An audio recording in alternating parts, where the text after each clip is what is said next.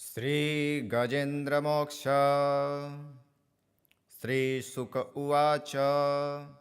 एवं व्यवसितो बुद्ध्या समाधाय मनोहृदि जजाप परमं जाप्यं प्राग्जन्मन्यनुशिक्षितम्। गजेन्द्र उवाच। ॐ नमो भगवते तस्मै यत् एतच्चिदात्मकं पुरुषायादिबीजाय परेशायाभिधीमहि यस्मिन्निदं यतश्चेदं येनेदं य इदं स्वयं योऽस्मात् परस्माच्च परस्तं प्रपद्ये स्वयंभुवम्। यः स्वात्ममिदं निजमाययार्पितं क्वचिद्विभातं क्वच तत्विरोहितम् अविद्रदिक्साक्षुभूयं तदीक्षते स आत्ममूलोऽवतमात्परात्परः।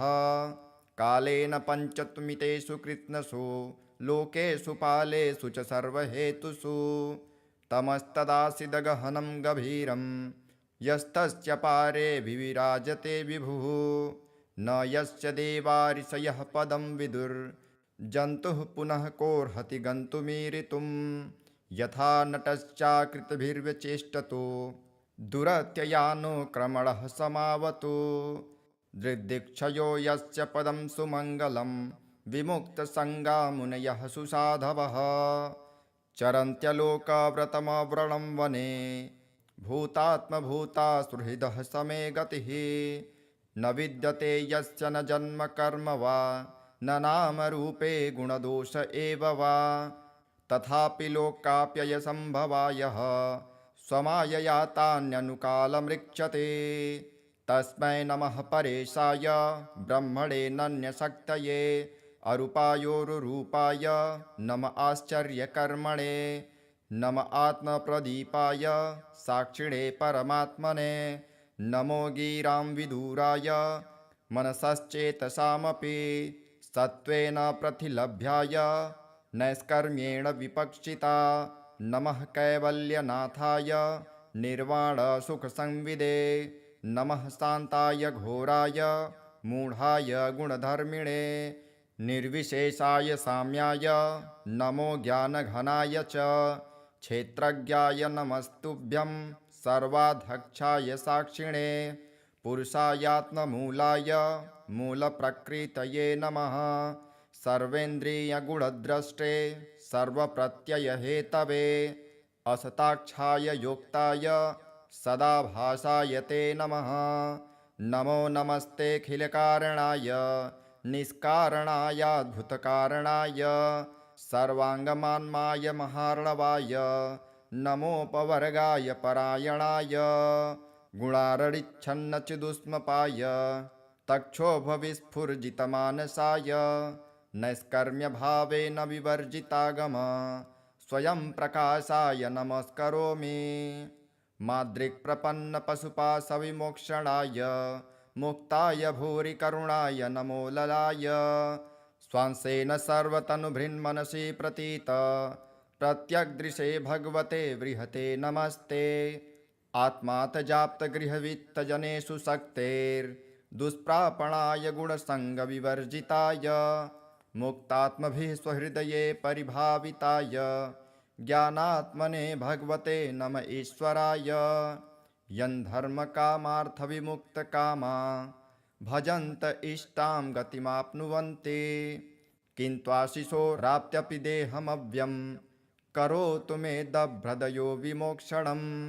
एकान्तिनो यस्य न कञ्चनार्थ वाञ्छन्ति ये वै भगवत्प्रपन्नः अत्यद्भुतं तच्चरितं सुमङ्गलं गायन्त आनन्दसमुद्रमग्नः तमक्षरं ब्रह्म परमं परेश मध्यात्ममाध्यात्मितयोगगम्यम् अतीन्द्रियं सूक्ष्ममिवातिदूर अनन्तमद्यां परिपूर्णमीडे यस्य ब्रह्मादयो देवा वेदा लोकाश्चराचरः नामरूपविभेदेन फल्ग्वा च कलया कृतः यथार्चिसोग्रः सवितुर्गभस्थयो निर्यान्ति सन्न्यासकृतः स्वरोचिषः तथा यतोऽहं गुणसम्प्रवाहो बुद्धिर्मनः खानि शरीरसर्गः स वै न देवासुरमर्त्यतिर्यङ् न स्त्री न षण्डो न पुमान् जन्तुः नायं गुणः कर्म न सन्न चासन् निषेधशेषो जयतादशेषः जिजीविषेनाहमिहामुयाके मन्तर्बहिश्चावृतये भयोन्या इच्छामि कालेन न यस्य विप्लव तस्यात्मलोकावरणस्य मोक्षम् सोऽहं विश्वं सृजं विश्वं विश्वं विश्ववेदसं विश्वात्मामनजं ब्रह्म प्रणतोऽस्मि परं पदं योगरन्धितकर्माणो हृदि योगविभाविते योगिनो यं प्रपश्यन्ति योगेशं तं नतोऽस्म्यहम् नमो नमस्तुभ्यं सह्यवेग शक्तित्रयायाखिलधिगुणाय प्रपन्नपालाय दुरन्तशक्तये कदिन्द्रियाणामनवाप्यवर्मणे नायं वेद स्वमात्मानं यक्षक्त्याहं धिया हतं तं दुरात्ययमाहात्म्यं भगवन्तमितोऽस्म्यहं श्रीशुकदेव उवाच गजेन्द्रमुपवर्णितनिर्विशेषं ब्रह्मादयो विविधलिङ्गभिधाभिमानः नैते यदोपशस्त्रिपुनिर्खिलात्मकत्वात् तत्राखिलामर्मयो हरिराविरासीत् तं दद्वदार्पमुपलभ्य जगन्निवासः स्तोत्रं निशम्य दिविजयः सह संस्तुवद्भिः छन्दोमयेन गरुडेन समूह्यमान चक्रायुधोऽभ्यगमदासु यतो गजेन्द्रः सोऽन्तस्य रस्य रुबलेन गृहीत आर्तो दृष्ट्वा गुरुत्वमतिहरिं ख उपात्मचक्रम् उच्छिप्य साम्बुजकरं गिरमाह कृच्छा नारायणाखिलगुरो भगवन्नमस्ते तं विच्छपीडितमजः सहसावतीर्य सग्राहमासु सरसः कृपजोज्वहार ग्रहाद्विपाटितमुखादरिणां गजेन्द्रं सम्पश्यतां हरिरमुमुच दुस्त्रियणाम् इति श्रीगजेन्द्रमोक्षम्। अथ श्रीविष्णुरक्षास्तोत्रम्। अथवा केशवाद्यस्तु रक्षां कुर्यात् प्रयत्नतः केशवः पातु पादौ मे जङ्घे नारायणोऽवतु माधवो मे कटिं पातु गोविन्दो गुह्यमेव च नाभिं विष्णुश्च मे पातु जठरं मधुसूदनः उरु त्रिविक्रमः पातु हृदयं पातु मे नरः श्रीधरः पातु कण्ठं च ऋषिकेशो मुखं मम पद्मनाभस्तनौ पातु शीर्षं दामोदरोऽवतु एवं विन्यस्य चाङ्गेषु जपकाले तु साधकः निर्भयो जायते भूत वेतालग्रहराक्षसात् पुनर्न्यसेत् प्रयत्नेन ध्यानं कुर्वन् समाहितः पुरस्तात् केशवः पातु चक्रे जाम्बूनदप्रभः पश्चान्नारायणः शङ्खे नीलजीमुतसन्निभः ऊर्ध्वन्मिन्दीवरश्यामो माधवस्तु गदाधरः गोविन्दो दक्षिणे पार्श्वे धन्वी चन्द्रप्रभो महान् उत्तरे हलधृग्विष्णुः पद्मकिञ्जलकल्मषन्निभः आग्नेयामरविन्दाक्षो मुसले मधुसूदनः त्रिविक्रमः खड्गपाणिर्नैऋत्यां ज्वलनप्रभः वायव्यां माधवो वज्रे तरुणादित्यसन्निभः ईशान्यां पुण्डरीकाक्षः श्रीधरः पट्टिसायुधः विद्युत्प्रभो हृषीकेश ऊर्ध्वे पातु समुन्दरः अधश्च पद्मनाभो मे सहस्रांशु समप्रभः सर्वायुधः सर्वशक्तिः सर्वाद्यः सर्वतोमुखः इन्द्रगोपप्रभः पायात् पाशहस्तोपराजितः स बाह्याभ्यन्तरे देहमव्याद्यामोदरो हरिः एवं सर्वत्र निश्चिन्द्रं नाम द्वादशपञ्जरं प्रविष्टोऽहं न मे किञ्चित् द्वयमस्ति कदाचनः एवं रक्षाविधायाथ दुर्धर्षो जायते नरः सर्वेषु नृहरिर्मन्त्र वर्गेष्वेवं विधिर्मतः। नारायण कवच राजोवाच यया गुप्तसहस्राक्षः सवाहन रिपुसैनिकान् क्रीडन्निव विनिर्जित्य त्रिलोक्या बभुजे श्रियम् भगवस्तन्ममाख्याहि वर्म नारायणात्मकम् कथः ततायिनः शत्रून् येन गुप्तो जयन्मृधे। श्रीशुक उवाच वृतः पुरोहितस्त्वाष्ट्रो महेन्द्रायानुपृच्छते नारायणाख्यं वर्माः तदिहैकमनः शृणु। विश्वरूप उवाच धौताङ्घ्रिपाणिराचम्य सपवित्रौदङ्मुखः कृतस्त्वाङ्गकरन्यासो मन्त्राभ्यां वाग्यतः शुचिः। नारायणमयं वर्म संह्योदभयागते पादयोर्जानुरुद्वोर्ध रुदरे हृद्यथोरसे मुखे शिरस्यानुपूर्वादो कारादिनी विन्यसेत्। ॐ नमो नारायणायति विपर्ययमथापि वा करं न्यासं ततः कुर्यात् द्वादशाक्षरविद्यया प्रणवादीयकारान्त मङ्गुल्यङ्गुष्ठपर्वसु न्यसेदृदय ओङ्कारं विकारमनुमूर्धनि साकारं तु भ्रुवोर्मध्ये आकारं शिखया दशेत्। वेकारं नेत्रयोर्जुञ्जा ओङ्कारं सर्वसन्धिषु मकारं अस्त्रमिहुदिक्षि मन्त्रमूर्तिर्भवेदबुधः। सविर्गसङ्गफलन्तं तत्सर्वदिक्षु विनिर्देशे ॐ विष्णवे नमः इति। आत्मानं परमं ध्यायेत् ध्येयं षट्शक्तिर्भिर्युतं विद्या तेजस्तपो मूर्तिं मिमं मन्त्रमुदाहरेत्।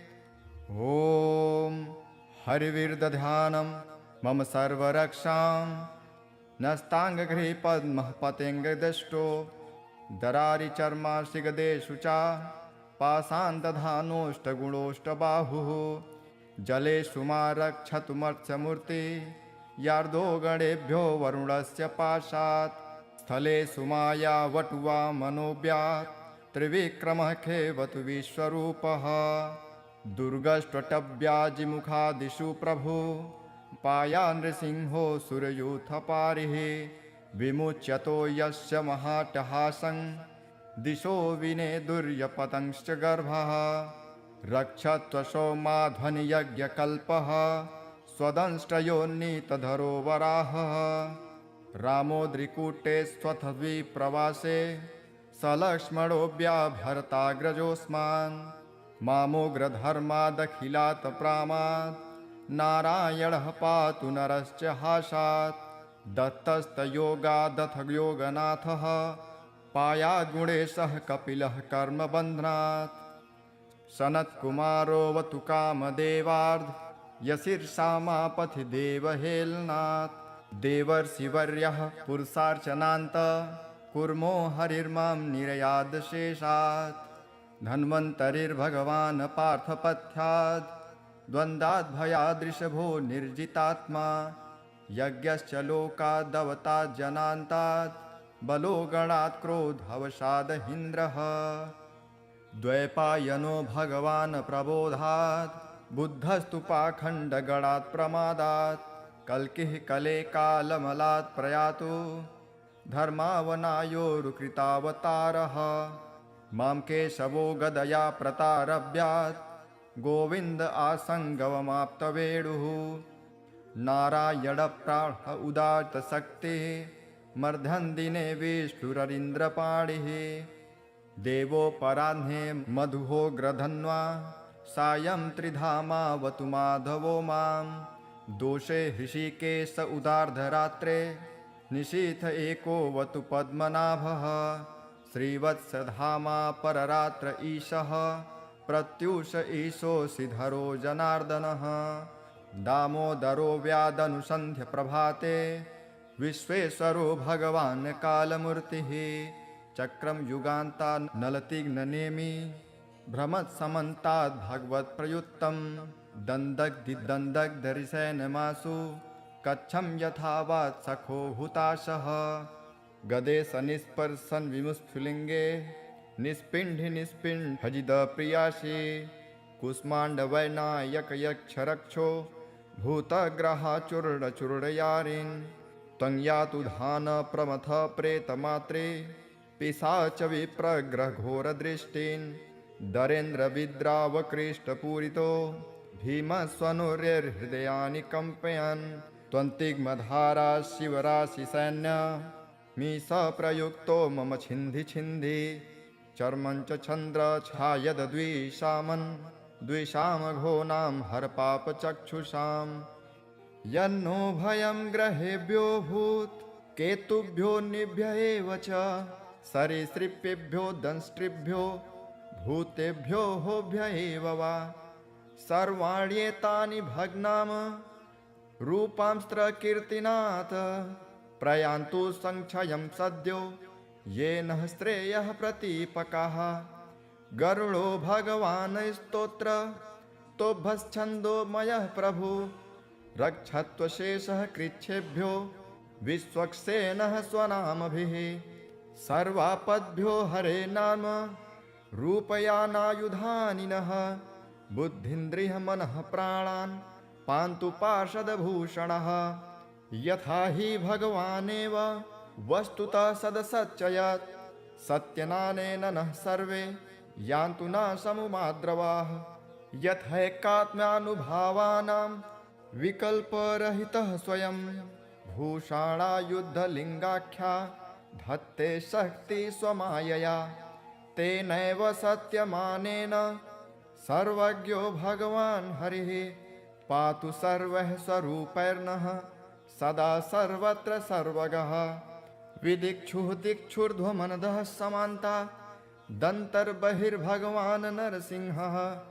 प्रहापयां लोकभयं स्वनेन ग्रहस्थ समस्ततेजः मघवन्नीदमाख्यातं वर्मनारायणात्मकं विजयस्य जसाञ्जेन दंशितोऽसुरयूथपान् एतद्धारयमाणस्तु यं यं पश्यति चक्षुषा पदावां संस्पृशे सद्यः साध्वसात् स विमुच्यते न कुतश्चित् भयं तस्य विद्याधारयतो भवेत् राजदस्युग्रहादिभ्यो व्याघ्रादिभ्यश्च कर्हिचित् इमां विद्या पुरा कश्चित् कौशिको धारयन् द्विजः योगधारणयां स्वाङ्गं जाहो स मरुधन्वनि तस्योपरि विमानेन गन्धर्वपतिरेकदा ययो चित्ररथः स्त्रीर्भिः वृतो यत्र द्विजक्षयः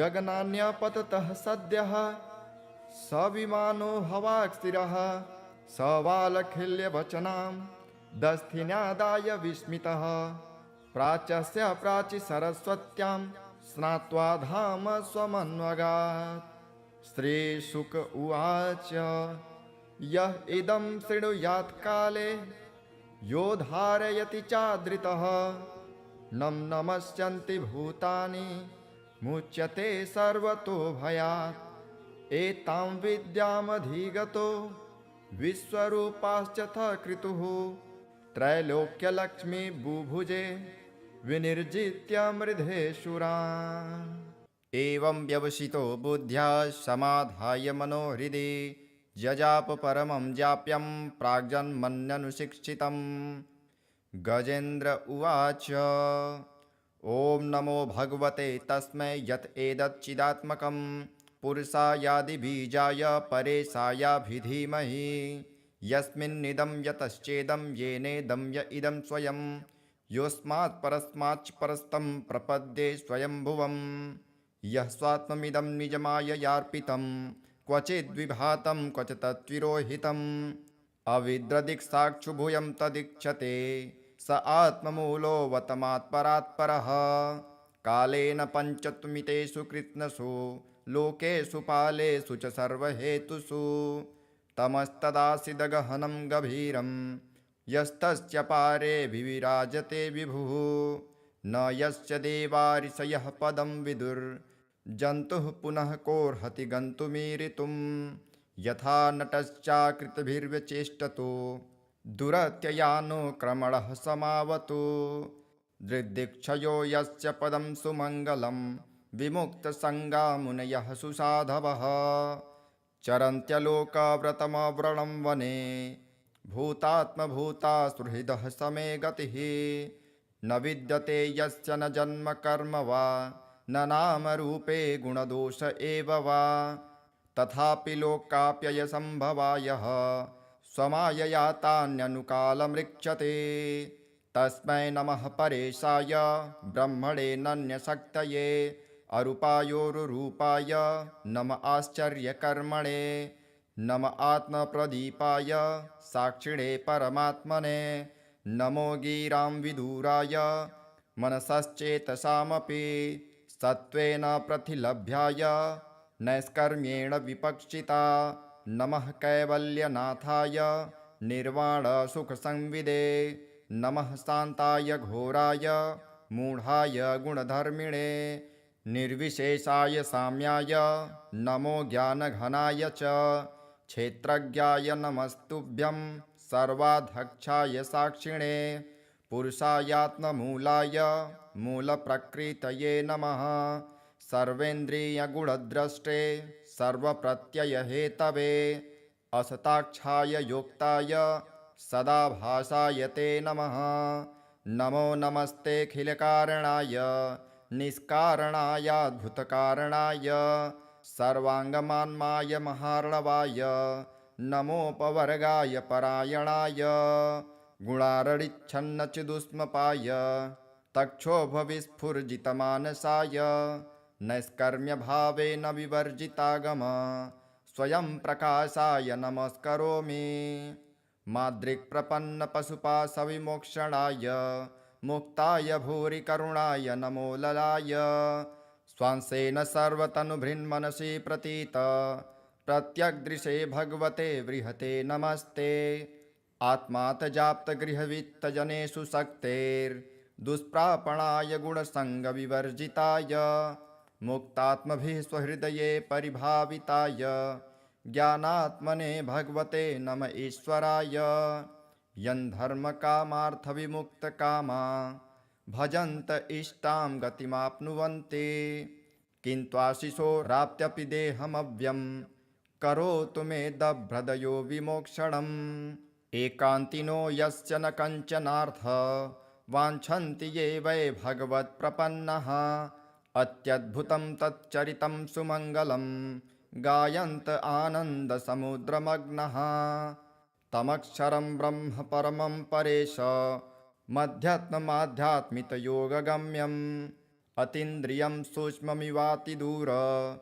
अनन्तमद्यां परिपूर्णमीडे यस्य ब्रह्मादयो देवा वेदा लोकाश्चराचरः नामरूपविभेदेन फल्ग्वा च कलया कृतः यथार्चिसोग्रः सवितुर्गभस्थयो निर्यान्ति सन्न्यासकृतः स्वरोचिषः तथा यतोऽहं गुणसम्प्रवाहो बुद्धिर्मनः खानि शरीरसर्गः स वै न देवासुरमर्त्यतिर्यङ् न स्त्री न षण्डो न पुमान् जन्तुः नायं गुणः कर्म न सन्न चासन् निषेधशेषो जयतादशेषः जिजीविषेनाहमिहामुयाके मन्तर्बहिश्चावृतये भयोन्या इच्छामि कालेन न यश्च विप्लव तस्यात्मलोकावरणस्य मोक्षम् सोऽहं विश्वं सृजं विश्वं विश्वं विश्ववेदसं विश्वात्मामनजं ब्रह्म प्रणतोऽस्मि परं पदं योगरन्धितकर्माणो हृदि योगविभाविते योगिनो यं प्रपश्यन्ति योगेशं तं नतोऽस्म्यहम् नमो नमस्तुभ्यं सह्यवेग शक्तित्रयायाखिलधिगुणाय प्रपन्नपालाय दुरन्तशक्तये कदिन्द्रियाणामनवाप्यवर्मणे नायं वेद स्वमात्मानं यक्षक्त्याहं धिया हतं तं दुरात्ययमाहात्म्यं भगवन्तमितोऽस्म्यहम्। श्रीशुकदेव उवाच गजेन्द्रमुपवर्णितनिर्विशेषं ब्रह्मादयो विविधलिङ्गभिधाभिमानः नैते यदोपशस्त्रिपुनिर्खिलात्मकत्वात् तत्राखिलामरमयो हरिराविराशित तं दद्वदार्पमुपलभ्य जगन्निवासः स्तोत्रं निशम्य दिविजयः सह संस्तुवद्भिः छन्दोमयेन गरुडेन समूह्यमान चक्रायुधोऽभ्यगमदास्तु यतो गजेन्द्रः सोऽन्तस्य रस्यरुबलेन गृहीत आर्तो दृष्ट्वा गुरुत्वमतिहरिं ख उपात्मचक्रम् उच्छिप्य साम्बुजकरं गिरमाह कृच्छा नारायणाखिलगुरो भगवन्नमस्ते तं विच्छपीडितमजः सहसावतीर्य सग्राहमासु सरसः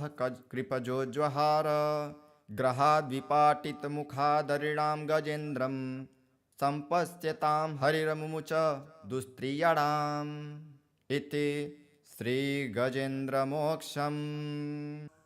अथ श्रीविष्णुरक्षास्तोत्रम्। अथवा केशवाद्यस्तु रक्षां कुर्यात् प्रयत्नतः केशवः पातु पादौ मे जङ्घे नारायणोऽवतु माधवो मे कटिं पातु गोविन्दो गुह्यमेव च नाभिं विष्णुश्च मे पातु जठरं मधुसूदनः उरु त्रिविक्रमः पातु हृदयं पातु मे नरः श्रीधरः पातु कण्ठं च ऋषिकेशो मुखं मम पद्मनाभः स्तनौ पातु शीर्षं दामोदरोऽवतु एवं विन्यस्य चाङ्गेषु जपकाले तु साधकः निर्भयो जायते भूत वेतालग्रहराक्षसात् पुनर्न्यसेत् प्रयत्नेन ध्यानं कुर्वन् समाहितः पुरस्तात् केशवः पातु चक्रे जाम्बूनदप्रभः पश्चान्नारायणः शङ्खे नीलजीमुतसन्निभः ऊर्ध्वन्मिन्दीवरश्यामो माधवस्तु गदाधरः गोविन्दो दक्षिणे पार्श्वे धन्वी चन्द्रप्रभो महान् उत्तरे हलधृग्विष्णुः पद्मकिञ्जलकल्मषन्निभः आग्नेयामरविन्दाक्षो मुसले मधुसूदनः त्रिविक्रमः खड्गपाणिर्नैऋत्यां ज्वलनप्रभः वायव्यां माधवो वज्रे तरुणादित्यसन्निभः ईशान्यां पुण्डरीकाक्षः श्रीधरः पट्टिसायुधः विद्युत्प्रभो हृषीकेश ऊर्ध्वे पातु समुन्दरः अधश्च पद्मनाभो मे सहस्रांशु समप्रभः सर्वायुधः सर्वशक्तिः सर्वाद्यः सर्वतोमुखः इन्द्रगोपप्रभः पायात् पाशहस्तोपराजितः स बाह्याभ्यन्तरे देहमव्याद्यामोदरो हरिः एवं सर्वत्र निश्चिन्द्रं नाम द्वादशपञ्जरं प्रविष्टोऽहं न मे किञ्चित् द्वयमस्ति कदाचनः एवं रक्षाविधायाथ दुर्धर्षो जायते नरः सर्वेषु नृहरिर्मन्त्र वर्गेष्वेवं विधिर्मतः। नारायण कवच राजोवाच यया गुप्तसहस्राक्षः सवाहन रिपुसैनिकान् क्रीडन्निव विनिर्जित्य त्रिलोक्या बभुजे श्रियं भगवस्तन्ममाख्याहि वर्म नारायणात्मकं कथः ततायिनः शत्रून् येन गुप्तो जयन् मृधे। श्रीशुक उवाच वृतः पुरोहितस्त्वाष्ट्रो महेन्द्रायानुपृक्षते नारायणाख्यं वर्माः तदिहैकमनः शृणु। विश्वरूप उवाच धौताङ्घ्रिपाणिराचम्य सपवित्रौदङ्मुखः कृतस्त्वाङ्गकरन्यासो मन्त्राभ्यां वाग्यतः शुचिः नारायणमयं वर्म संह्योदभयागते पादयोर्जानुरुद्वोर्द रुदरे हृद्यथोरसे मुखे शिरस्यानुपूर्वादो कारादिनी विन्यसेत्। ॐ नमो नारायणायति विपर्ययमथापि वा करं न्यासं ततः कुर्यात् द्वादशाक्षरविद्यया प्रणवादीयकारान्त मङ्गुल्यङ्गुष्ठपर्वसु न्यसेदृद ओङ्कारं विकारमनुमूर्धनि साकारं तु भ्रुवोर्मध्ये आकारं शिखया दशेत्। वेकारं नेत्रयोर्जुञ्जा ओङ्कारं सर्वसन्धिषु मकारं मस्त्रम्युदिक्षि मन्त्रमूर्धिर्भवेदबुधः सविर्गसङ्गफलन्तं तत्सर्वदिक्षु विनिर्देशे ॐ विष्णवे नमः इति। आत्मानं परमं ध्यायेत् ध्येयं षट्शक्तिर्भिर्युतं विद्या तेजस्तपो मूर्तिं मिमं मन्त्रमुदाहरेत्। ॐ हरिविर्दध्यानं मम सर्वरक्षां नस्ताङ्गगृहे पद्मः पतेङ्गदष्टो दरारिचर्माशिगदेषु च पाषाणदधानोष्टगुणोष्टबाहुः जलेषु मा रक्षतु मत्स्यमूर्ति यार्दो गणेभ्यो वरुणस्य पाशात् स्थलेषु माया वटुवा मनोव्यात् त्रिविक्रमः खेवतु विश्वरूपः दुर्गष्ट्वटव्याजिमुखादिषु प्रभु पाया नृसिंहो सुरयूथपारिः विमुच्यतो यस्य महाटहासं दिशो विनेदुर्यपतंश्च गर्भः रक्षत्वशो माध्वनियज्ञकल्पः स्वदंष्टयोन्नीतधरो वराहः रामोद्रिकूटे स्वथद्विप्रवासे सलक्ष्मणोऽव्याभरताग्रजोऽस्मान्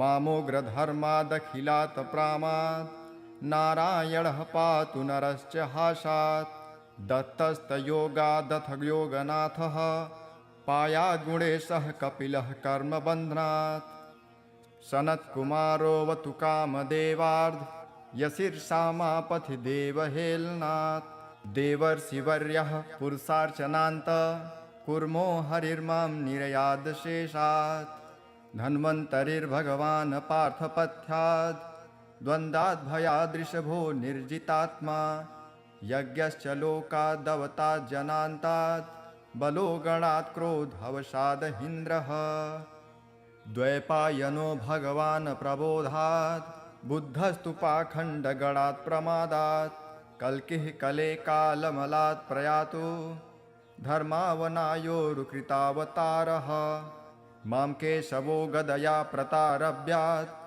गोविन्द आसङ्गवमाप्तवेणुः नारायणप्राण उदात्तशक्तिः मर्धन्दिने विष्णुररीन्द्रपाणिः देवोपराह्ने मधुहो ग्रधन्वा सायं त्रिधामावतु माधवो मां दोषे हृषिकेश उदार्धरात्रे निशीथ एकोऽवतु पद्मनाभः श्रीवत्सधामा पररात्र ईशः प्रत्यूष ईशोऽसिधरो जनार्दनः दामोदरो व्यादनुसन्ध्य प्रभाते विश्वेश्वरो भगवान् कालमूर्तिः चक्रं युगान्ता नलतिग्ननेमि भ्रमत्समन्ताद् भगवत्प्रयुक्तं दन्दग्धिदन्दग्धरिसेनमासु कच्छं यथावात् सखो हुताशः गदे सनिस्पर्शन विमुस्फुलिङ्गे निष्पिण्ढि निष्पिण्ढ भजिद प्रियासि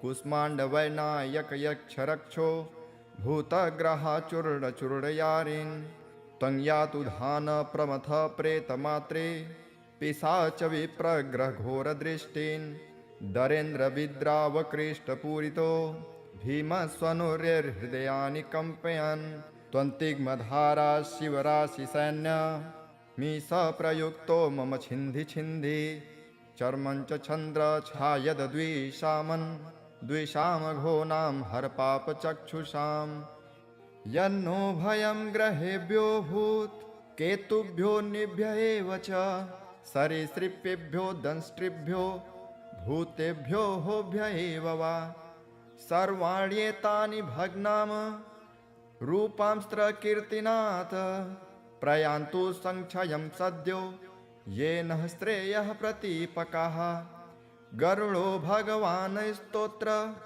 तोभश्छन्दो मयः प्रभु रक्षत्वशेषः कृच्छेभ्यो विश्वक्सेनः स्वनामभिः सर्वापद्भ्यो हरे नाम रूपयानायुधानि नः बुद्धिन्द्रियमनः प्राणान् पान्तु पार्षदभूषणः यथा हि भगवानेव वस्तुतः सदसच्चयत् सत्यनानेन नः सर्वे यान्तु न समुमाद्रवाः यथैकात्म्यानुभावानां विकल्परहितः स्वयं भूषाणायुद्धलिङ्गाख्या धत्ते शक्ति स्वमायया तेनैव सत्यमानेन सर्वज्ञो भगवान् हरिः पातु सर्वः स्वरूपैर्नः सदा सर्वत्र सर्वगः विदिक्षुः दिक्षुर्ध्वमनदः समान्ता दन्तर्बहिर्भगवान् नरसिंहः प्रहापयां लोकभयं स्वनेन ग्रहस्थसमस्ततेजः मघवन्निदमाख्यातं वर्मनारायणात्मकं विजयस्य जसाञ्जेन दंशितोऽसुरयूथपान् एतद्धारयमाणस्तु यं यं पश्यति चक्षुषा पदावां संस्पृशे सद्यः साध्वसात् स विमुच्यते न कुतश्चित् भयं तस्य विद्याधारयतो भवेत् राजदस्युग्रहादिभ्यो व्याघ्रादिभ्यश्च कर्हिचित् इमां विद्या पुरा कश्चित् कौशिको धारयन् द्विजः योगधारणयां स्वाङ्गं जाह्व स मरुधन्वनि तस्योपरि विमानेन गन्धर्वपतिरेकदा ययौ चित्ररथः स्त्रीर्भिः वृतो यत्र द्विजक्षयः गगनान्यपततः सद्यः स विमानो हवाक्स्थिरः स वालखिल्यवचनां दस्थिन्यादाय विस्मितः प्राच्यस्य प्राचि सरस्वत्यां स्नात्वा धाम स्वमन्वगात् श्रीशुक उवाच यः इदं शृणुयात् काले यो धारयति चादृतः नं नमस्यन्ति भूतानि मुच्यते सर्वतो भयात् एतां विद्यामधिगतो विश्वरूपाश्च कृतुः त्रैलोक्यलक्ष्मी बुभुजे विनिर्जित्य मृधेशुरान् एवं व्यवसितो बुद्ध्या समाधाय मनोहृदि जजाप परमं जाप्यं प्राग्जन्मन्यनुशिक्षितं गजेन्द्र उवाच ॐ नमो भगवते तस्मै यत् एतच्चिदात्मकं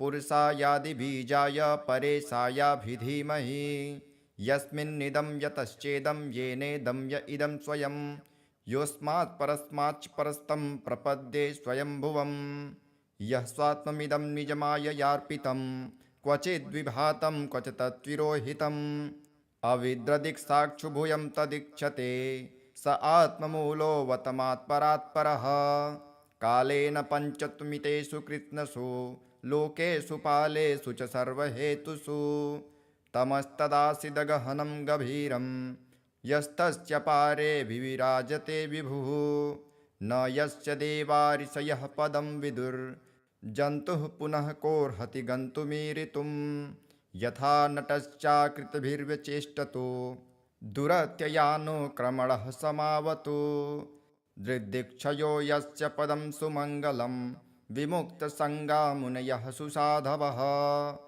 चरन्त्यलोकव्रतमव्रणं वने भूतात्मभूता सुहृदः समे गतिः न विद्यते यस्य न जन्म कर्म वा न नामरूपे गुणदोष एव वा तथापि लोकाप्ययसम्भवायः स्वमायया तान्यनुकालमृक्षते तस्मै नमः परेशाय ब्रह्मणे नन्यशक्तये अरूपायोरुरूपाय नम आश्चर्यकर्मणे नम आत्मप्रदीपाय साक्षिणे परमात्मने नमो गिरां विदुराय मनसश्चेतसामपि सत्त्वेन प्रतिलभ्याय नैष्कर्म्येण विपक्षिता नमः कैवल्यनाथाय निर्वाणसुखसंविदे नमः शान्ताय घोराय मूढाय गुणधर्मिणे निर्विशेषाय साम्याय नमो ज्ञानघनाय च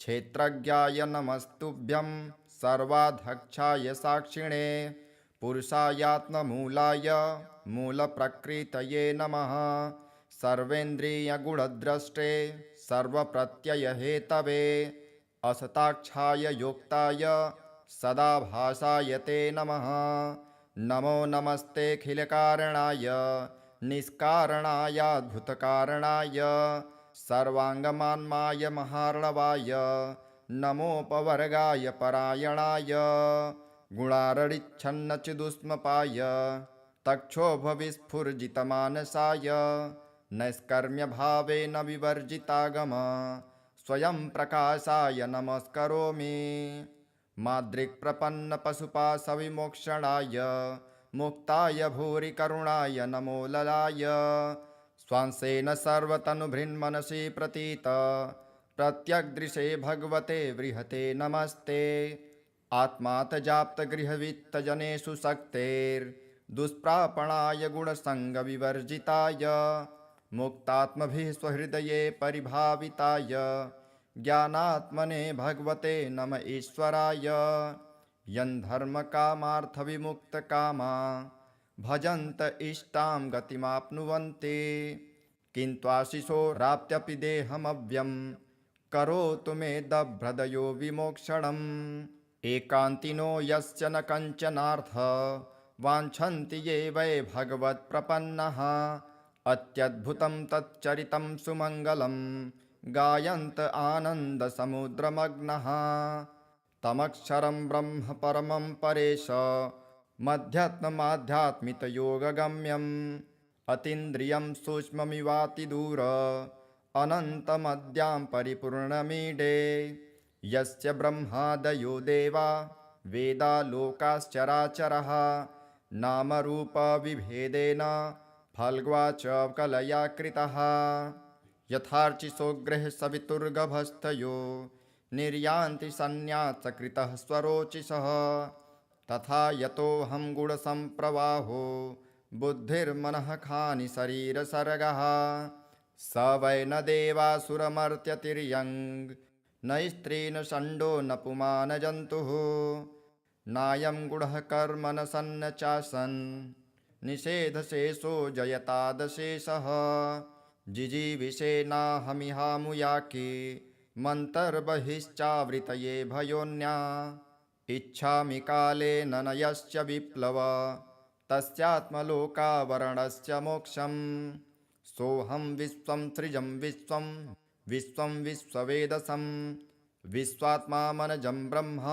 प्रणतोऽस्मि परं पदं योगरन्धितकर्माणो हृदि योगविभाविते योगिनो यं प्रपश्यन्ति योगेशं तं नतोऽस्म्यहम् नमो नमस्तुभ्यं सह्यवेग शक्तित्रयायाखिलधिगुणाय प्रपन्नपालाय दुरन्तशक्तये कदिन्द्रियाणामनवाप्यवर्मणे नायं वेद स्वमात्मानं यक्षक्त्याहं धिया हतं तं दुरात्ययमाहात्म्यं भगवन्तमितोऽस्म्यहम् श्रीशुकदेव उवाच गजेन्द्रमुपवर्णितनिर्विशेषं ब्रह्मादयो विविधलिङ्गभिधाभिमानः नैते यदोपशस्त्रिपुनिर्खिलात्मकत्वात् तत्राखिलामर्मयो हरिराविरासित तं दद्वदार्पमुपलभ्य जगन्निवासः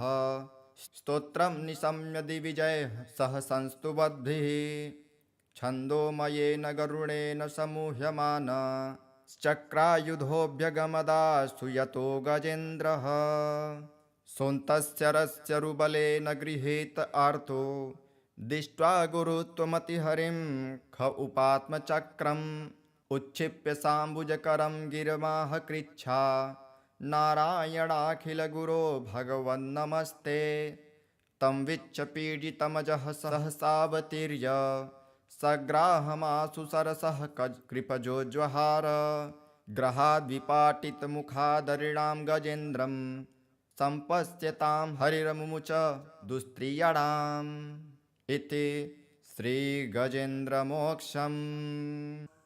अथ श्री विष्णुरक्षास्तोत्रम्। अथवा केशवाद्यस्तु रक्षां कुर्यात् प्रयत्नतः केशवः पातु पादौ मे जङ्घे नारायणोऽवतु माधवो मे कटिं पातु गोविन्दो गुह्यमेव च नाभिं विष्णुश्च मे पातु जठरं मधुसूदनः उरु त्रिविक्रमः पातु हृदयं पातु मे नरः श्रीधरः पातु कण्ठं च ऋषिकेशो मुखं मम पद्मनाभः स्तनौ पातु शीर्षं दामोदरोऽवतु एवं विन्यस्य चाङ्गेषु जपकाले तु साधकः निर्भयो जायते भूत वेतालग्रहराक्षसात् पुनर्न्यसेत् प्रयत्नेन ध्यानं कुर्वन् समाहितः पुरस्तात् केशवः पातु चक्रे जाम्बूनदप्रभः पश्चान्नारायणः शङ्खे नीलजीमुतसन्निभः ऊर्ध्वन्मिन्दीवरश्यामो माधवस्तु गदाधरः गोविन्दो दक्षिणे पार्श्वे धन्वी चन्द्रप्रभो महान् उत्तरे हलधृग्विष्णुः पद्मकिञ्जलकल्मषन्निभः आग्नेयामरविन्दाक्षो मुसले मधुसूदनः त्रिविक्रमः खड्गपाणिर्नैऋत्यां ज्वलनप्रभः वायव्यां माधवो वज्रे तरुणादित्यसन्निभः ईशान्यां पुण्डरीकाक्षः श्रीधरः पट्टिसायुधः विद्युत्प्रभो हृषीकेश ऊर्ध्वे पातु समुन्दरः अधश्च पद्मनाभो मे सहस्रांशु समप्रभः सर्वायुधः सर्वशक्तिः सर्वाद्यः सर्वतोमुखः इन्द्रगोपप्रभः पायात् पाशहस्तोपराजितः स बाह्याभ्यन्तरे देहमव्याद्यामोदरो हरिः एवं सर्वत्र निश्चिन्द्रं नाम द्वादशपञ्जरम् प्रविष्टोऽहं न मे किञ्चित् द्वयमस्ति कदाचनः एवं रक्षाविधायाथ दुर्धर्षो जायते नरः सर्वेषु नृहरिर्मन्त्र वर्गेष्वेवं विधिर्मतः। नारायण कवच राजोवाच यया गुप्तसहस्राक्षः सवाहन रिपुसैनिकान् क्रीडन्निव विनिर्जित्य त्रिलोक्या बभुजे श्रियं भगवस्तन्ममाख्याहि वर्म नारायणात्मकं कथः ततायिनः शत्रून् येन गुप्तो जयन्मृधे। श्रीशुक उवाच वृतः पुरोहितस्त्वाष्ट्रो महेन्द्रायानुपृक्षते नारायणाख्यं वर्माः तदिहैकमनः शृणु।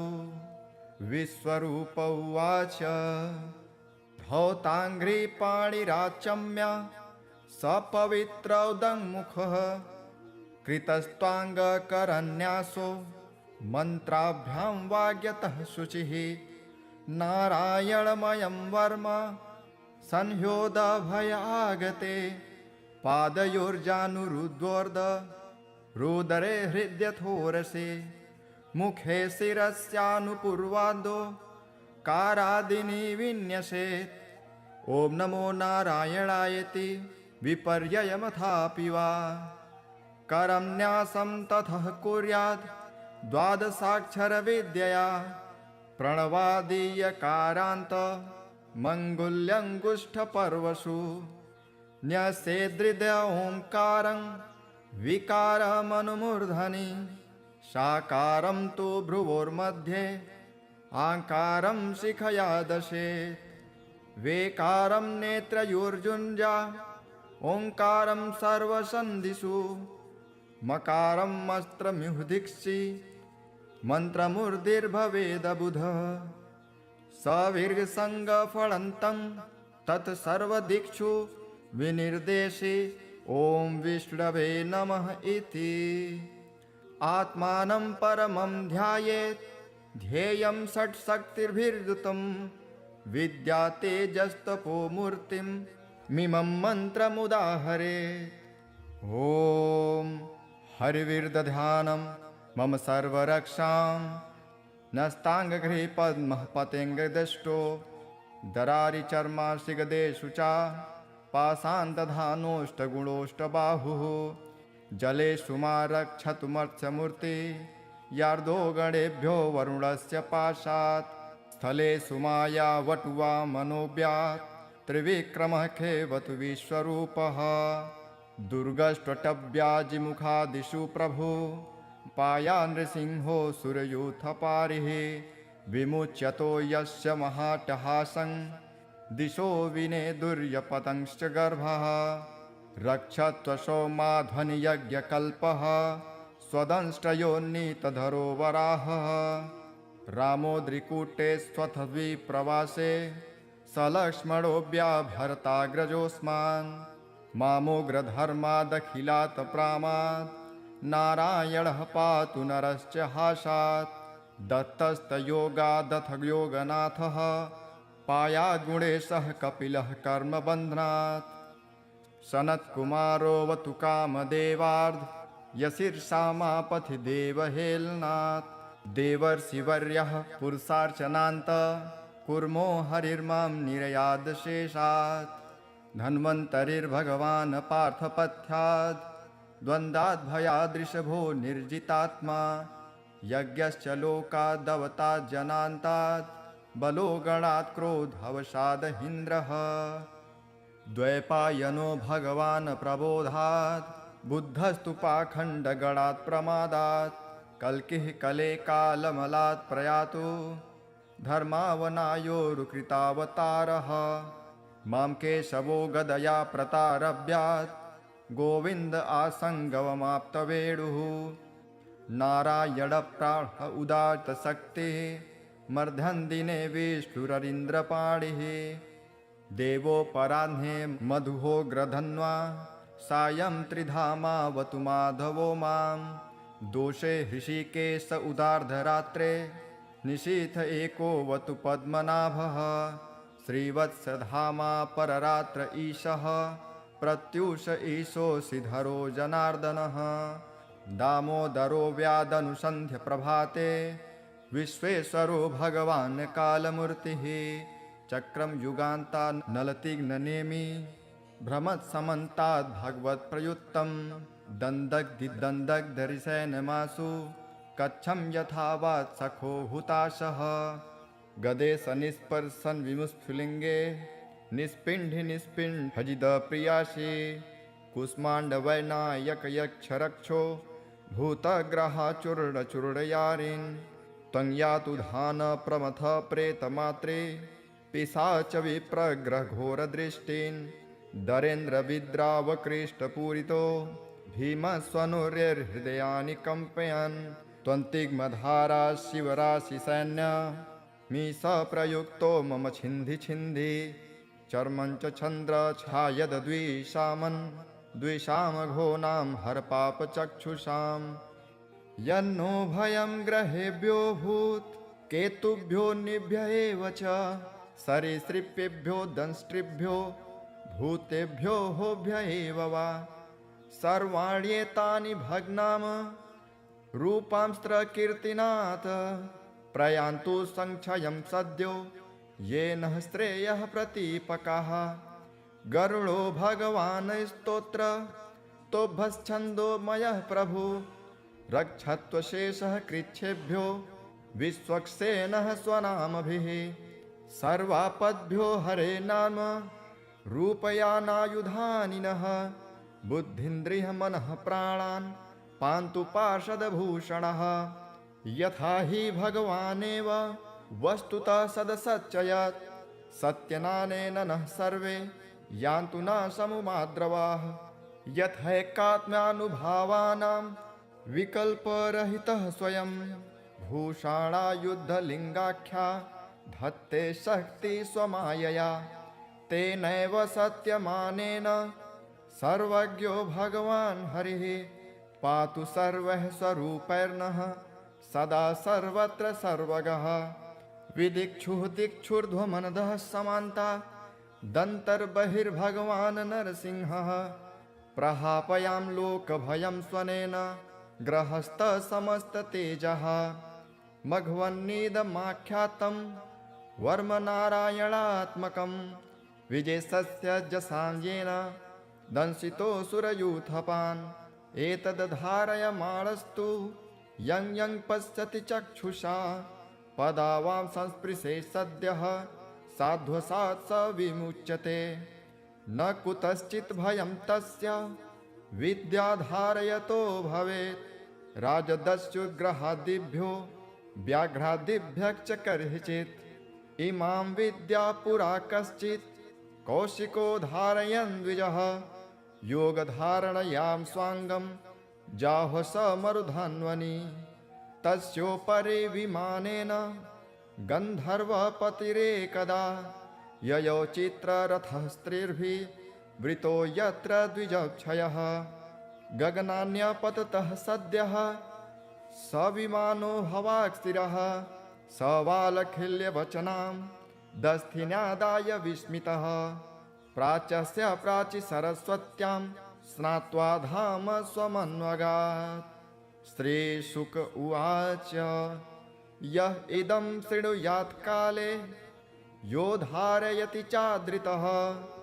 नं नमस्यन्ति भूतानि मुच्यते सर्वतो भयात्।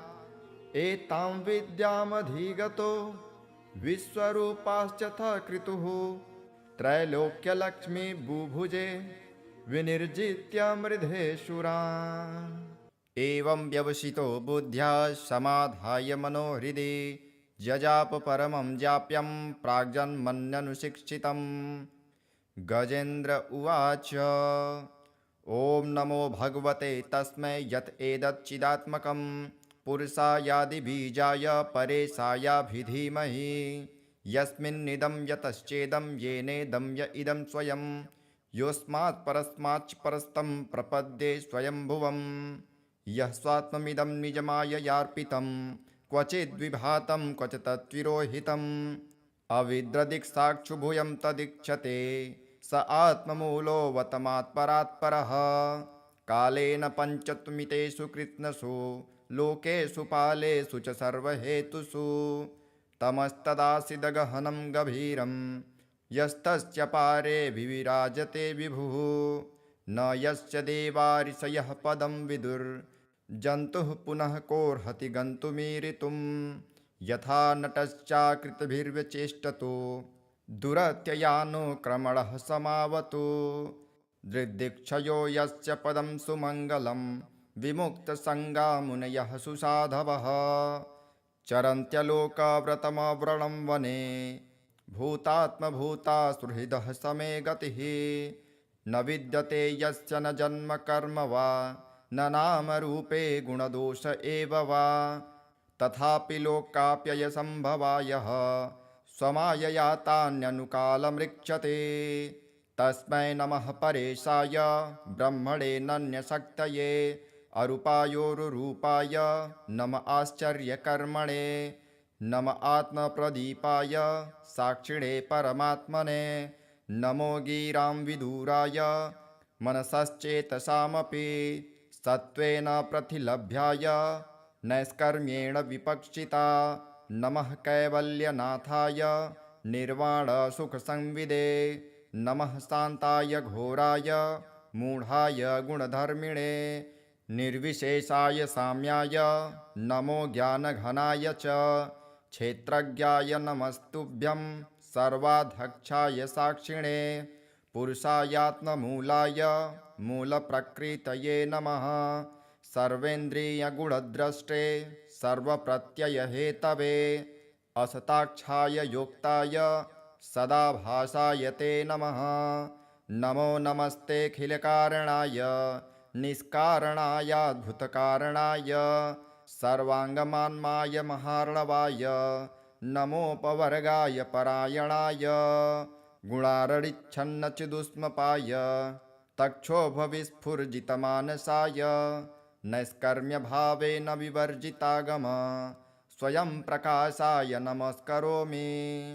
माद्रिक्प्रपन्नपशुपाशविमोक्षणाय मुक्ताय भूरि करुणाय नमो ललाय स्वांसेन सर्वतनुभृन्मनसि प्रतीत प्रत्यग्दृशे भगवते बृहते नमस्ते आत्मातजाप्तगृहवित्तजनेषु शक्तेर्दुष्प्रापणाय गुणसङ्गविवर्जिताय मुक्तात्मभिः स्वहृदये परिभाविताय ज्ञानात्मने भगवते नम ईश्वराय यन्धर्मकामार्थविमुक्तकामा भजन्त इष्टां गतिमाप्नुवन्ति किन्त्वाशिशोराप्त्यपि देहमव्यं करोतु मे दभ्रदयो विमोक्षणम् एकान्तिनो यस्य न कञ्चनार्थ वाञ्छन्ति ये वै भगवत्प्रपन्नः अत्यद्भुतं तच्चरितं सुमङ्गलं गायन्त आनन्दसमुद्रमग्नः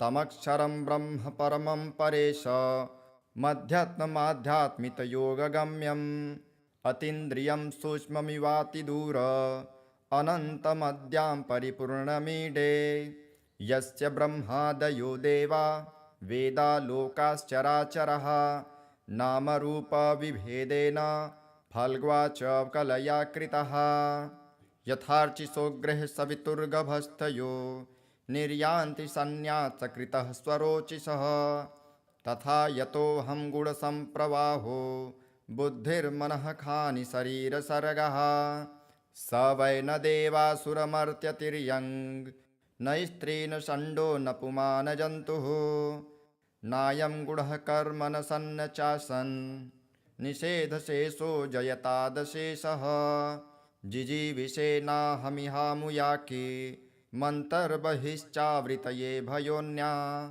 इच्छामि कालेन न यस्य विप्लव तस्यात्मलोकावरणस्य मोक्षम् सोऽहं विश्वं सृजं विश्वं विश्वं विश्ववेदसं विश्वात्मामनजं ब्रह्म प्रणतोऽस्मि परं पदं योगरन्धितकर्माणो हृदि योगविभाविते योगिनो यं प्रपश्यन्ति योगेशं तं नतोऽस्म्यहम् नमो नमस्तुभ्यं सह्यवेग शक्तित्रयायाखिलधिगुणाय प्रपन्नपालाय दुरन्तशक्तये कदिन्द्रियाणामनवाप्यवर्मणे नायं वेद स्वमात्मानं यक्षक्त्याहं धिया हतं तं दुरात्ययमाहात्म्यं भगवन्तमितोऽस्म्यहम् श्रीशुकदेव उवाच गजेन्द्रमुपवर्णितनिर्विशेषं ब्रह्मादयो विविधलिङ्गभिधाभिमानः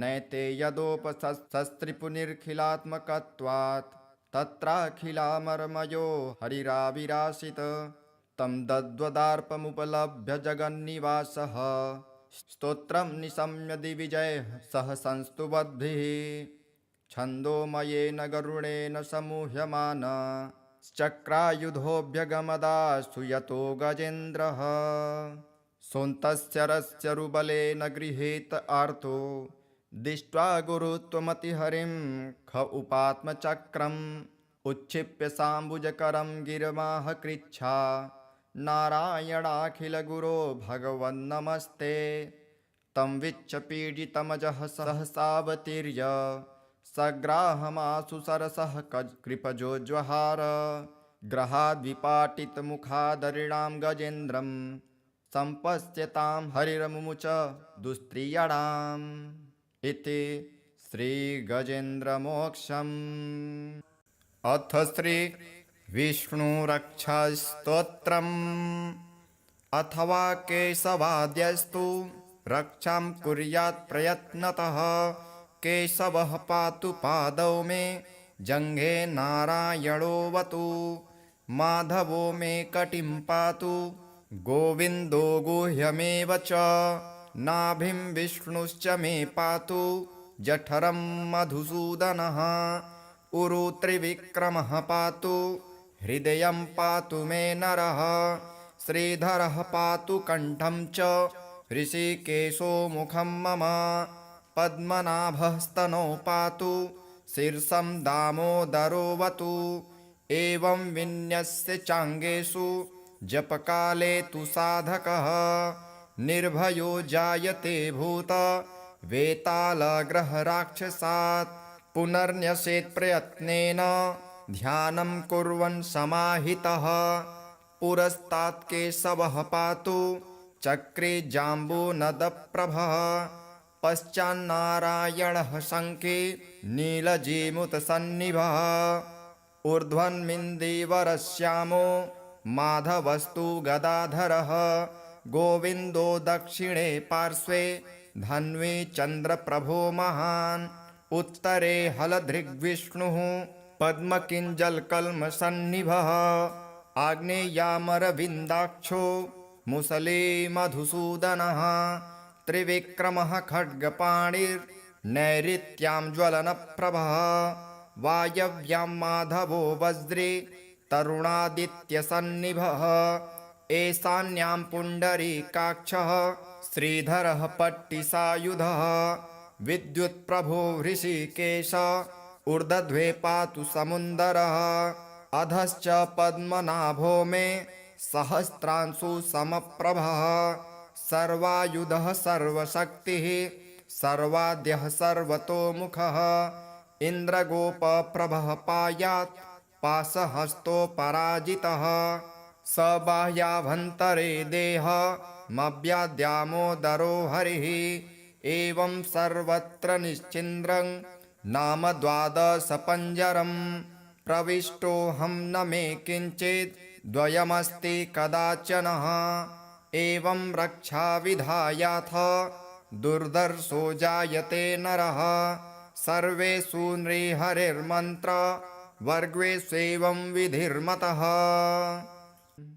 नारायण कवच राजोवाच। यया गुप्तसहस्राक्षः सवाहन रिपुसैनिकान्। क्रीडन्निव विनिर्जित्य त्रिलोक्या बभुजे श्रियम्। भगवस्तन्ममाख्याहि वर्म नारायणात्मकम्। खतः ततायिनः शत्रून् येन गुप्तो जयन्मृधे। श्रीशुक उवाच। वृतः पुरोहितस्त्वाष्ट्रो महेन्द्रायानुपृच्छते। नारायणाख्यं वर्माः तदिहैकमनः शृणु। विश्वरूप उवाच। धौताङ्घ्रिपाणिराचम्य सपवित्रौदङ्मुखः। कृतस्त्वाङ्गकरन्यासो मन्त्राभ्यां वाग्यतः शुचिः। नारायणमयं वर्म संह्योदभयागते। पादयोर्जानुरुद्वोर्ध रुदरे हृद्यथोरसे। मुखे शिरस्यानुपूर्वादो कारादिनी विन्यसेत्। ॐ नमो नारायणायति विपर्ययमथापि वा। करन्यासं ततः कुर्याद् द्वादशाक्षरविद्यया। प्रणवादीयकारान्त मङ्गुल्यङ्गुष्ठपर्वसु। न्यसेदृदय ओङ्कारं विकारमनुमूर्धनि। साकारं तु भ्रुवोर्मध्ये आकारं शिखया दशेत्। वेकारं नेत्रयोर्जुञ्जा ओङ्कारं सर्वसन्धिषु। मकारम् अस्त्रमिहुदीक्षि मन्त्रमूर्तिर्भवेदबुधः सविर्गसङ्गफलन्तं तत्सर्वदिक्षु विनिर्देशे ॐ विष्णवे नमः इति। आत्मानं परमं ध्यायेत् ध्येयं षट्शक्तिर्भिर्युतं विद्या तेजस्तपो मूर्तिं मिमं मन्त्रमुदाहरेत्। ॐ हरिविर्दध्यानं मम सर्वरक्षां नस्ताङ्गगृहे पद्मः पतेङ्गदष्टो दरारिचर्माशिगदेषु च पाषाणदधानोष्टगुणोष्टबाहुः जलेषु मा रक्षतुमर्त्यमूर्ति यार्दो गणेभ्यो वरुणस्य पाशात् स्थलेषु माया वटुवा मनोव्यात् त्रिविक्रमः खेवतु विश्वरूपः दुर्गष्ट्वटव्याजिमुखादिषु प्रभु पाया नृसिंहो सुरयूथपारिः विमुच्यतो यस्य महाटहासं दिशो विनेदुर्यपतंश्च गर्भः रक्षत्वशो माध्वनियज्ञकल्पः स्वदंष्ट्रयोन्नीतधरो वराहः रामोद्रिकूटे स्वथद्विप्रवासे सलक्ष्मणोऽभ्याभरताग्रजोऽस्मान् मामोग्रधर्मादखिलात् प्रामात् नारायणः पातु नरश्च हासात् दत्तस्तयोगादथ योगनाथः पायाद्गुणेशः कपिलः कर्मबन्धनात् सनत्कुमारोऽवतु कामदेवार्ध यशीर्षामापथि देवहेलनात् देवर्षिवर्यः पुरुषार्चनान्त कुर्मो हरिर्मां निरयादशेषात् धन्वन्तरिर्भगवान् पार्थपथ्याद् द्वन्द्वाद्भयादृशभो निर्जितात्मा यज्ञश्च लोकादवतात् जनान्तात् बलो गणात् क्रोधवशादहीन्द्रः द्वैपायनो भगवान् प्रबोधात् बुद्धस्तु पाखण्डगणात् प्रमादात् कल्किः कले कालमलात् प्रयातु धर्मावनायोरुकृतावतारः मां केशवो गदया प्रतारभ्यात् गोविन्द आसङ्गवमाप्तवेणुः नारायणप्राण उदात्तशक्तिः मर्धन्दिने विष्णुररीन्द्रपाणिः देवोपराह्ने मधुहोग्रधन्वा सायं त्रिधामावतु माधवो मां दोषे हृषिकेश उदार्धरात्रे निशीथ एकोऽवतु पद्मनाभः श्रीवत्सधामा पररात्र ईशः प्रत्यूष ईशोऽसिधरो जनार्दनः दामोदरो व्यादनुसन्ध्यप्रभाते विश्वेश्वरो भगवान् कालमूर्तिः चक्रं युगान्ता नलतिग्ननेमि भ्रमत्समन्ताद् भगवत्प्रयुक्तं दन्दग्धिदन्दग्धरिसेनमासु कच्छं यथावात् सखो हुताशः गदे सनिस्पर्शन विमुस्फुलिङ्गे निस्पिण्ढि निस्पिण्ढजिदप्रियासि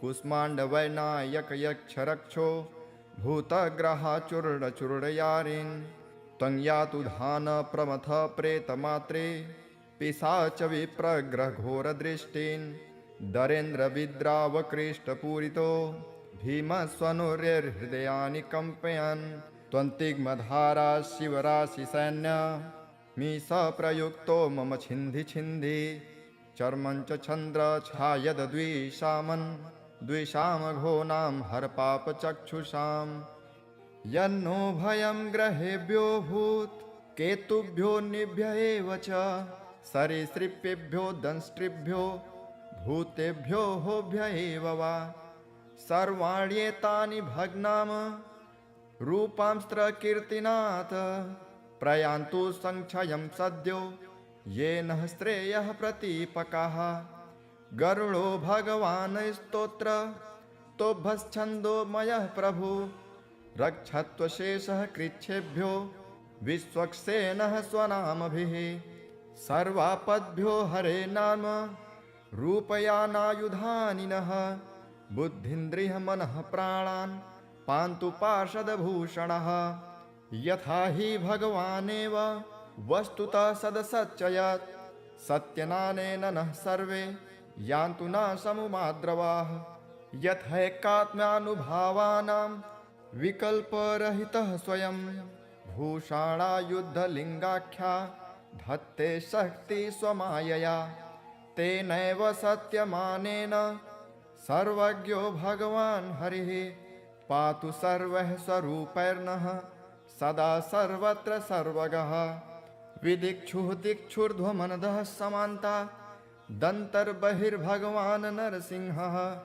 प्रहापयां लोकभयं स्वनेन ग्रहस्थसमस्ततेजः मघवन्निदमाख्यातं वर्मनारायणात्मकं विजयस्य जसाञ्जेन दंशितोऽसुरयूथपान् एतद्धारयमाणस्तु यं यं पश्यति चक्षुषा पदावां संस्पृशे सद्यः साध्वसात् स विमुच्यते न कुतश्चित् भयं तस्य विद्याधारयतो भवेत् राजदस्युग्रहादिभ्यो व्याघ्रादिभ्यश्च कर्हिचित् इमां विद्या पुरा कश्चित् कौशिको धारयन् द्विजः योगधारणयां स्वाङ्गं जाह्व स मरुधन्वनि तस्योपरि विमानेन गन्धर्वपतिरेकदा ययौ चित्ररथः स्त्रीर्भिः वृतो यत्र द्विजक्षयः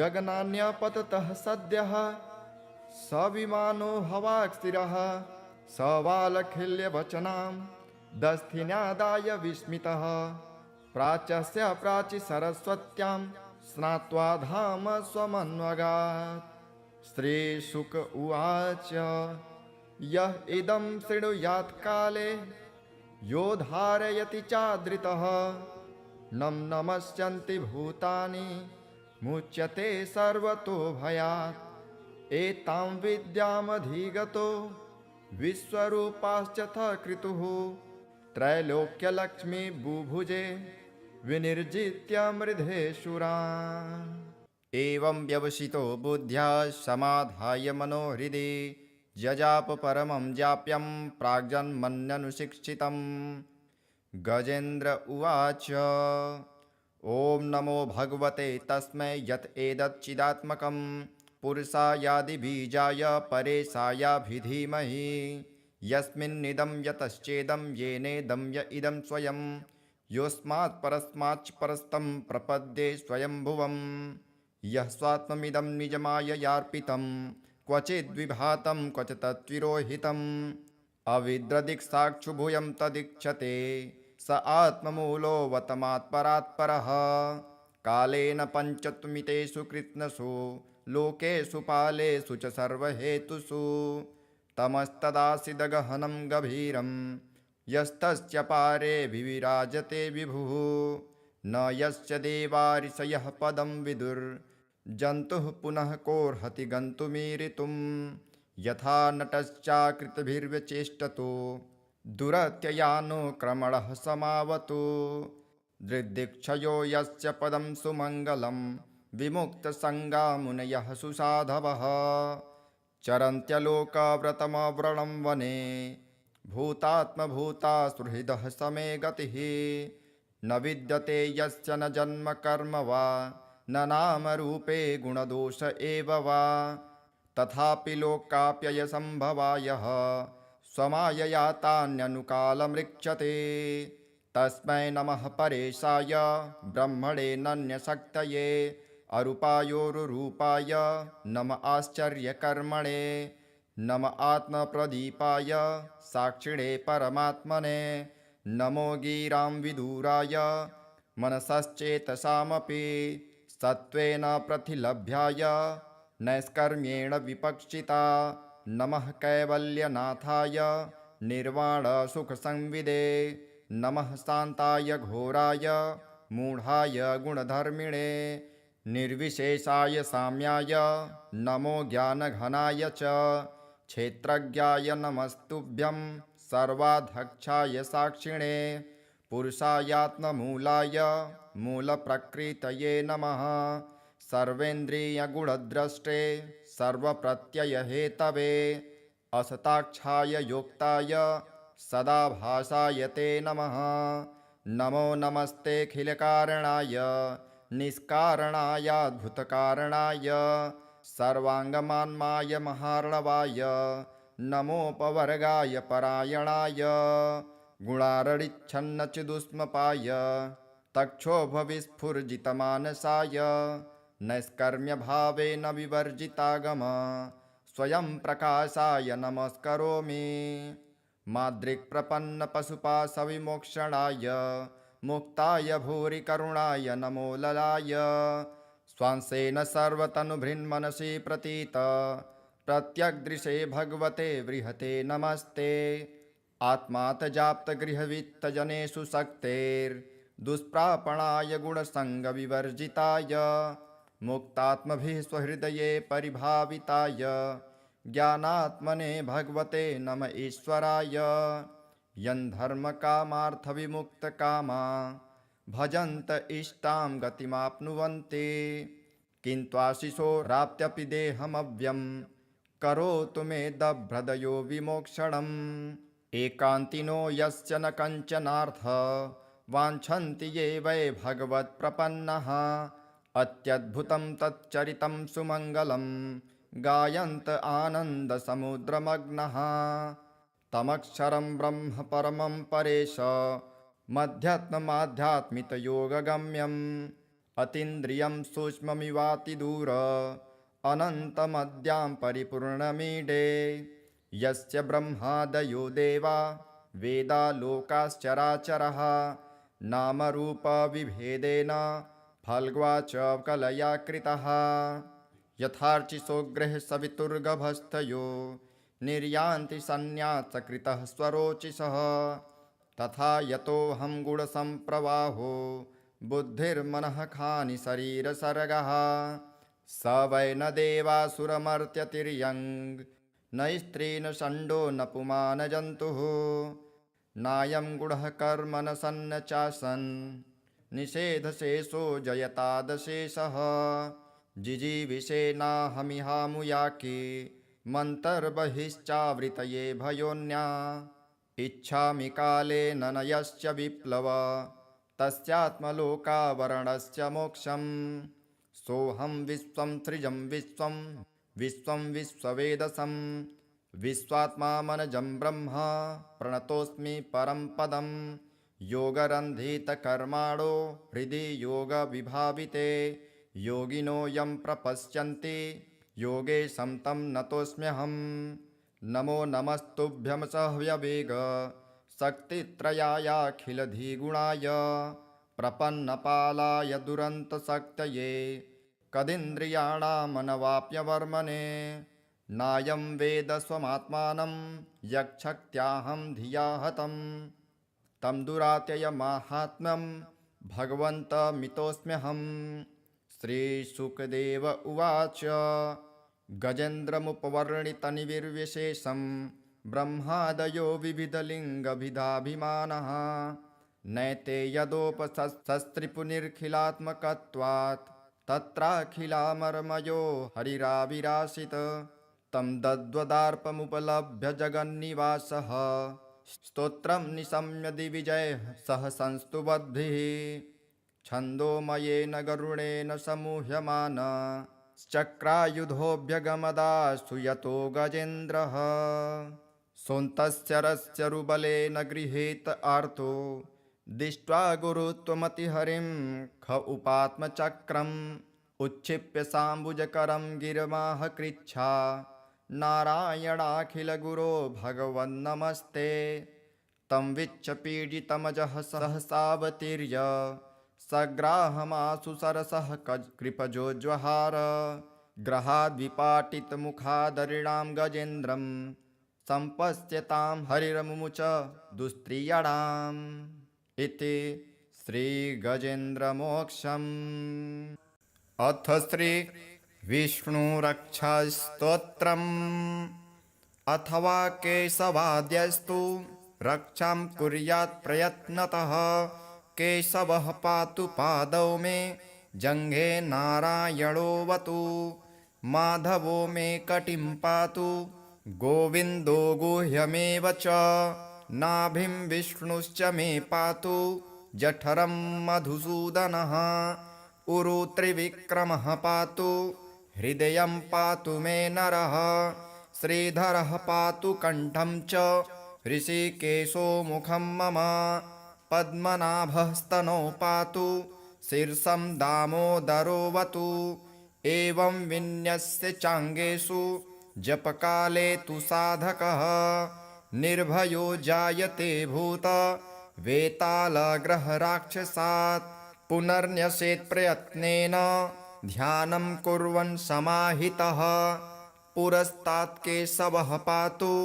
चक्रे जाम्बूनदप्रभः पश्चान्नारायणः शङ्खे नीलजीमुतसन्निभः ऊर्ध्वन्मिन्दीवरश्यामो माधवस्तु गदाधरः गोविन्दो दक्षिणे पार्श्वे धन्वी चन्द्रप्रभो महान् उत्तरे हलधृग्विष्णुः पद्मकिञ्जलकल्मषन्निभः आग्नेयामरविन्दाक्षो मुसले मधुसूदनः त्रिविक्रमः खड्गपाणिर्नैऋत्यां ज्वलनप्रभः वायव्यां माधवो वज्रे तरुणादित्यसन्निभः ईशान्यां पुण्डरीकाक्षः श्रीधरः पट्टिसायुधः विद्युत्प्रभो हृषीकेश ऊर्ध्वे पातु समुन्दरः अधश्च पद्मनाभो मे सहस्रांशु समप्रभः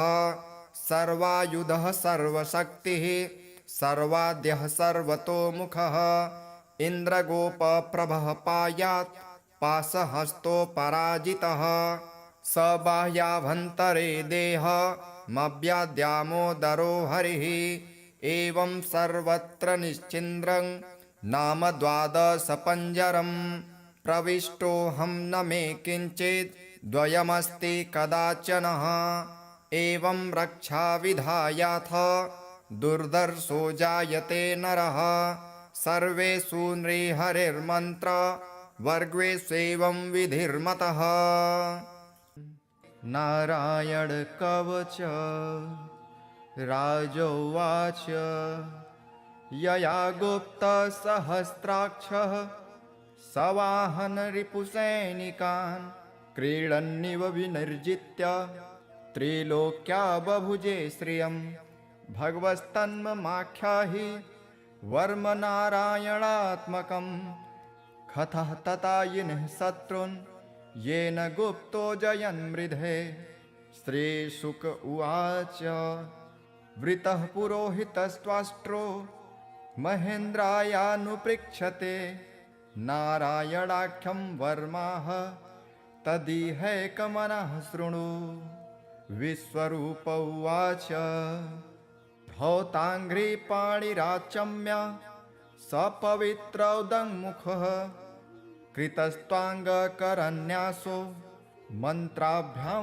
वाग्यतः शुचिः नारायणमयं वर्म संह्योदभयागते पादयोर्जानुरुद्वोर्ध रुदरे हृद्यथोरसे मुखे शिरस्यानुपूर्वादो कारादिनी विन्यसेत् ॐ नमो नारायणायति विपर्ययमथापि वा करं न्यासं ततः कुर्यात् द्वादशाक्षरविद्यया प्रणवादीयकारान्त मङ्गुल्यङ्गुष्ठपर्वसु न्यसेदृद ओङ्कारं विकारमनुमूर्धनि साकारं तु भ्रुवोर्मध्ये आकारं शिखया दशेत् वेकारं नेत्रयोर्जुञ्जा ओङ्कारं सर्वसन्धिषु मकारं मस्त्रम्युदिक्षि मन्त्रमूर्धिर्भवेदबुधः सविर्गसङ्गफलन्तं तत्सर्वदिक्षु विनिर्देशे ॐ विष्णवे नमः इति आत्मानं परमं ध्यायेत् ध्येयं षट्शक्तिर्भिर्युतं विद्या तेजस्तपो मूर्तिं मिमं मन्त्रमुदाहरेत् ॐ हरिविर्दध्यानं मम सर्वरक्षां नस्ताङ्गगृहे पद्मः पतेङ्गदष्टो दरारिचर्माशिगदेषु च पाषाणदधानोऽष्टगुणोऽष्टबाहुः जलेषु मा रक्षतुमर्त्यमूर्ति यार्दो गणेभ्यो वरुणस्य पाशात् स्थलेषु माया वटुवा मनोव्यात् त्रिविक्रमः खेवतु विश्वरूपः दुर्गष्ट्वटव्याजिमुखादिषु प्रभु पाया नृसिंहो सुरयूथपारिः विमुच्यतो यस्य महाटहासं दिशो विने दुर्यपतंश्च गर्भः रक्षत्वशो माध्वनियज्ञकल्पः स्वदंष्ट्रयोन्नीतधरो वराहः रामोद्रिकूटे स्वथद्विप्रवासे सलक्ष्मणोऽव्याभरताग्रजोऽस्मान् मामोग्रधर्मादखिलात् प्रामात् नारायणः पातु नरश्च हासात् दत्तस्तयोगादथ योगनाथः पायाद्गुणेशः कपिलः कर्मबन्धनात् सनत्कुमारोऽवतु कामदेवार्ध यशीर्षामापथि देवहेलनात् देवर्षिवर्यः पुरुषार्चनान्त कुर्मो हरिर्मां निरयादशेषात् धन्वन्तरिर्भगवान् पार्थपथ्याद् द्वन्द्वाद्भयादृशभो निर्जितात्मा यज्ञश्च लोकादवतात् जनान्तात् बलो गणात् क्रोधवशादहीन्द्रः द्वैपायनो भगवान् प्रबोधात् बुद्धस्तु पाखण्डगणात् प्रमादात् कल्किः कले कालमलात् प्रयातु धर्मावनायोरुकृतावतारः मां केशवो गदया प्रतारभ्यात् गोविन्द आसङ्गवमाप्तवेणुः नारायणप्राण उदात्तशक्तिः मर्धन्दिने विष्णुररीन्द्रपाणिः देवोपराह्ने मधुहो ग्रधन्वा सायं त्रिधामावतु माधवो मां दोषे हृषिकेश उदार्धरात्रे निशीथ एकोऽवतु पद्मनाभः श्रीवत्सधामा पररात्र ईशः प्रत्यूष ईशोऽसिधरो जनार्दनः दामोदरो व्यादनुसन्ध्य प्रभाते विश्वेश्वरो भगवान् कालमूर्तिः चक्रं युगान्ता नलतिग्ननेमि भ्रमत्समन्ताद् भगवत्प्रयुक्तं दन्दग्धिदन्दग्धरिसेनमासु कच्छं यथावात् सखो हुताशः गदे सनिस्पर्शन विमुस्फुलिङ्गे निस्पिण्ढि निस्पिण्ढ भजिद प्रियासि कुष्माण्डवैनायकयक्षरक्षो भूतग्रहाचूर्णचूर्णयारिन् त्वं यातु धान प्रमथ प्रेतमात्रे पिशाच विप्रग्रहघोरदृष्टिन् दरेन्द्रविद्रावकृष्टपूरितो भीमस्वनुर्हृदयानि कम्पयन् त्वन्तिग्मधारा शिवराशिसैन्य मीश प्रयुक्तो मम छिन्धि छिन्धि चर्मं च छन्द्र छायद्विषामन् द्विषामघोनां हरपापचक्षुषां यन्नो भयं ग्रहेभ्यो भूत् केतुभ्यो निभ्य एव च सरीसृपेभ्यो दंष्ट्रिभ्यो भूतेभ्यो होभ्य एव वा सर्वाण्येतानि भग्नाम रूपांस्त्रकीर्तिनात् प्रयान्तु संक्षयं सद्यो येन श्रेयः प्रतीपकाः गरुडो भगवान् स्तोत्र तोभश्छन्दोमयः प्रभु रक्षत्वशेषः कृच्छेभ्यो विश्वक्सेनः स्वनामभिः सर्वापद्भ्यो हरे नाम रूपयानायुधानि नः बुद्धिन्द्रियमनः प्राणान् पान्तु पार्षदभूषणः यथा हि भगवानेव वस्तुतः सदसच्चयत् सत्यनानेन नः सर्वे यान्तु न समुमाद्रवाः यथैकात्म्यानुभावानां विकल्परहितः स्वयं भूषाणायुद्धलिङ्गाख्या धत्ते शक्ति स्वमायया तेनैव सत्यमानेन सर्वज्ञो भगवान् हरिः पातु सर्वः स्वरूपैर्नः सदा सर्वत्र सर्वगः विदिक्षुः दिक्षुर्ध्वमनदः समान्ता दन्तर्बहिर्भगवान् नरसिंहः प्रहापयां लोकभयं स्वनेन ग्रहस्थसमस्ततेजः मघवन्निदमाख्यातं वर्मनारायणात्मकं विजयस्य जसाञ्जेन दंशितो सुरयूथपान् एतद्धारयमाणस्तु यं यं पश्यति चक्षुषा पदावां संस्पृशे सद्यः साध्वसात् स विमुच्यते न कुतश्चित् भयं तस्य विद्याधारयतो भवेत् राजदस्युग्रहादिभ्यो